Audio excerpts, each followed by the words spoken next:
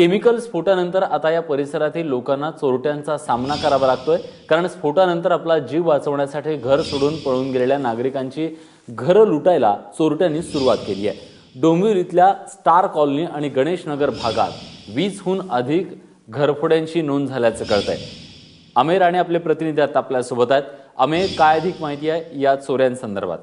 विलास, गुरुवारच्या स्फोटाची काय भयानकता होती हे गेल्या 2-3 दिवसात आपण सर्वांनीच पाहिलंय। मात्र तिथं जे लोक त्यावेळी उपस्थित होते त्यांनी हा थरार अनुभवला होता आणि त्यांना पूर्ण कल्पना होती की या स्फोटानंतरही तो परिसर तितकासा सुरक्षित नाहीये, कारण की आजूबाजूला अनेक केमिकल प्लांट्स आहेत आणि त्या प्रोबेस कंपनीत देखील एनडीआरएफचे जवान आणि फायर ब्रिगेड हे वाचलेले किंवा उरले सुरलेले जे केमिकलचे बॅरल्स होते ते काढण्याचं काम करत होते। त्यामुळे त्या परिसरात वायू गळतीचा देखील धोका होता आणि स्फोटाच्या भयानकतेनंतर आपला उरला सुरला असलेला हाताला येईल तेवढा संसार घेऊन लोक सुरक्षित ठिकाणी गेले होते, कारण की खिडक्यांच्या काचा असतील, दरवाजे असतील, सर्वत्र खच पडलेला होता काचांचा आणि सर्व एक त्यांचा परिवार उद्ध्वस्त झाल्यासारखं होतं।